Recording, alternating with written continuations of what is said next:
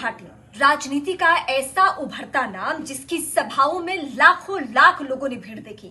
बड़े बड़े नेताओं की सभाओं में ऐसा दावा किया जाता है कि भीड़ जाती नहीं, ले जाई जाती है, लेकिन रविंद्र सिंह भाटी जहां खड़े होते हैं वहां पे लाखों लोग पहुंच जाते हैं उनको सुनने के लिए और उन पर भरोसा जताने के लिए। और सबसे हैरान करने वाली बात है कि वो किसी पार्टी के उम्मीदवार नहीं रहे, बल्कि उन्होंने निर्दलीय अपने दम पे विधानसभा चुनाव भी लड़ा और अब लोकसभा चुनावी मैदान में उन्होंने अपनी इतनी बड़ी पहचान बना ली कि इस बार चर्चा का विषय बने हुए थे। और भारत का सबसे बड़ा क्षेत्रफल का हिसाब से जो लोकसभा सीट है वो है बाड़मेर जैसलमेर, वहां से उन्होंने दावा ठोका। अब इस बीच जो सबसे महत्वपूर्ण और बड़ी खबर निकलकर सामने आ गई है वो है उनको जान से मारने की धमकी मिली है। आपने ठीक सुना, रविंद्र सिंह भाटी जो कि लाखों लोगों के, करोड़ों आप कह सकते हैं लोगों के चहेते बने हुए हैं, उनको जान से मारने की धमकी मिल रही है। और ये जान से मारने की धमकी देने वाला शख्स कौन है? रोहित गोदारा, जो कि लॉरेंस बिश्नोई का शार्प शूटर माना जाता है और वो रहता है विदेश में। सोशल मीडिया प्लेटफॉर्म के जरिए उसने सीधे जान से मारने की धमकी दी और उसके बाद जो रविंद्र भाटी के समर्थक है और रविंद्र भाटी खुद धरना प्रदर्शन करने लगे।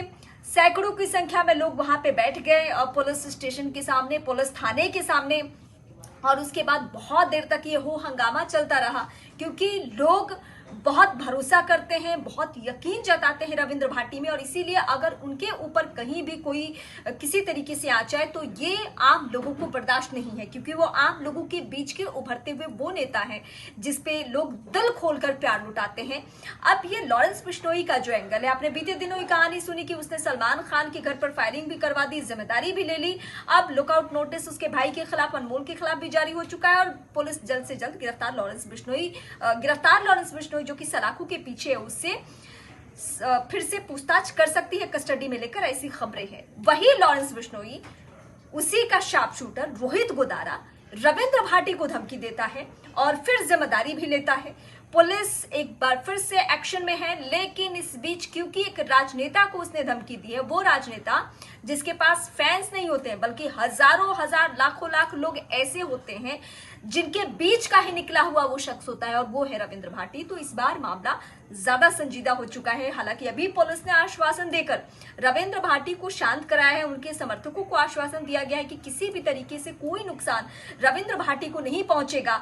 हम उसके लिए पूरी जिम्मेदारी लेते हैं कि हर तरीके से सुरक्षा दी जाएगी, लेकिन अभी लोग इस बात को मानने को तैयार नहीं है और आने वाले दिनों में पुलिस का एक्शन भी देखने को मिलेगा। लेकिन अब मैं राजनीतिक एंगल से रविंद्र भाटी की कुछ बड़ी बातें बताती हूँ। हालांकि उन्होंने कभी भी किसी पार्टी विशेष को लेकर कोई नाराजगी वाली बातें नहीं कही है, किसी पर भी इस तरीके से हमला नहीं बोला है जहां से राजनीतिक षड्यंत्र आप कहें। लेकिन हाँ, क्योंकि सबको मालूम है कि रविंद्र सिंह भाटी जो है वो उभरता हुआ चेहरा है, तो इस लिहाज से अब जो अपने आप को लाइमलाइट में रखने की कोशिश करते हैं गुंडे, वो अब एक बार फिर से मैदान में आ चुके हैं और उन्होंने इस बार टारगेट किसको बनाया है रविंद्र भाटी को। अब पुलिस क्या एक्शन लेती है उसका इंतजार रहेगा, लेकिन आप हमें कमेंट करके जरूर बता सकते हैं कि क्या रविंद्र सिंह भाटी को निशाने पर लेना सिर्फ और सिर्फ अपराध की दुनिया में अपनी पहचान और बड़ी करना ही कोशिश है या कुछ और है? आप हमें कमेंट जरूर करें।